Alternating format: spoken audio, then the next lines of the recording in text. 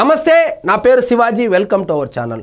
Telugu Desam party symbol మీద గెలిచి Telugu Desam party office మీదనే దాడి చేసినటువంటి వ్యక్తి ఎవరైనా ఉన్నారంటే అది మన వల్లభనేని వంశీనే.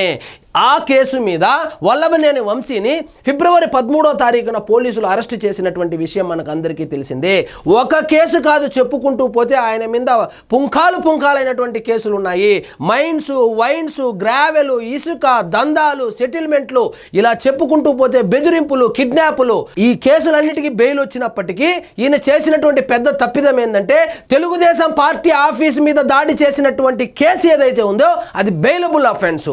కానీ ఈయనేం చేశాడు? అతి తెలివికిపోయి తెలుగుదేశం పార్టీ ఆఫీసు మీద దాడి చేసినటువంటి కేసులో కేసు పెట్టినటువంటి వ్యక్తి ఎవరైతే ఉన్నారో అతన్ని కిడ్నాప్ చేసి బెదిరించి భయభ్రాంతులకు గురి చేసి ఆ కేసును విత్డ్రా చేసుకోవాలని ప్రయత్నించినప్పుడు బుక్ అయిపోయాడు.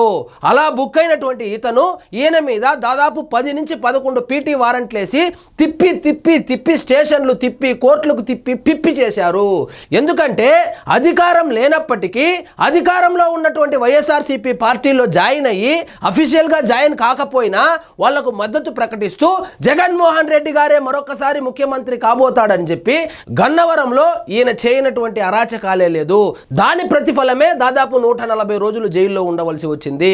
నకిలీ పట్టాల కేసు. వాస్తవంగా ఏం జరిగిందంటే నకిలీ పట్టాలను సృష్టించి ఓట్ల కోసము ఈయన పంచినట్లు అభియోగాలు అయితే ఎదుర్కొన్నారు. సో ఆ కేసుకు సంబంధించి కూడా ఆయనకు బెయిల్ రావడం జరిగింది.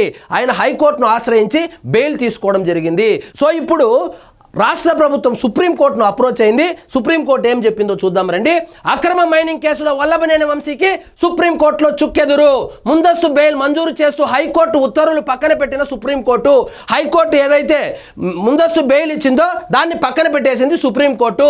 ఏపీ ప్రభుత్వం దాఖలు చేసిన పిటిషన్ను అనుమతించిన సుప్రీంకోర్టు ధర్మాసనం రాష్ట్ర ప్రభుత్వ వాదనలు వినకుండా ముందస్తు బెయిల్ ఇవ్వడాన్ని తప్పుపట్టిన సుప్రీంకోర్టు.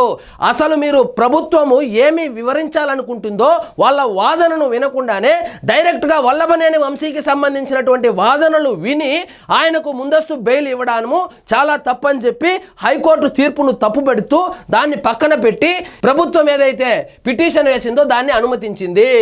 ఈ పిటిషన్ పై తాజాగా విచారణ చేపట్టాలని ఆదేశించిన ధర్మాసనం కేసు మెరిట్స్లోకి పీటీ వారెంట్స్లోకి వెళ్ళట్లేదని స్పష్టం చేసినటువంటి సుప్రీంకోర్టు ఇరువురి వాదనలు విని మెరిట్స్ ఆధారంగా నిర్ణయం తీసుకోవాలని ఆదేశం అయితే జారీ చేసింది. సో ఒకరి వాదన కాదు, ఇద్దరి వాదనలు వినండి. ఇద్దరి వాదనలు అంటే వల్లభనేని వంశీకి సంబంధించినటువంటి వాదనలు, అదేవిధంగా ప్రభుత్వము తరపునటువంటి వాదనలు కూడా విన్న తర్వాతే తీర్పు ఇవ్వాలని కూడా ఆదేశం అయితే జారీ చేసింది. వారం రోజుల్లో కౌంటర్ దాఖలు చేస్తామన్న ఏపీ ప్రభుత్వం తరపున న్యాయవాది.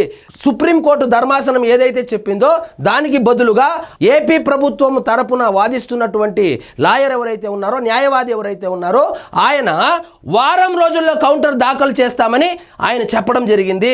ప్రభుత్వం కౌంటర్ దాఖలు చేసిన 4 వారాల్లో విచారణ ముగించి తీర్పు ఇవ్వాలని ధర్మాసనం అంటే సుప్రీంకోర్టు అయితే తేల్చి చెప్పేసింది. సో వల్లభనేని వంశీకి సంబంధించినటువంటి బెయిల్ ఏదైతే ఉందో కండిషన్ బెయిల్ అది తొందరలో క్యాన్సిల్ అయ్యి మళ్ళీ జైలుకు పోయేటువంటి అవకాశాలు అయితే పుష్కలంగా కనబడుతున్నాయని న్యాయ నిపుణులు అభిప్రాయపడుతున్నారు.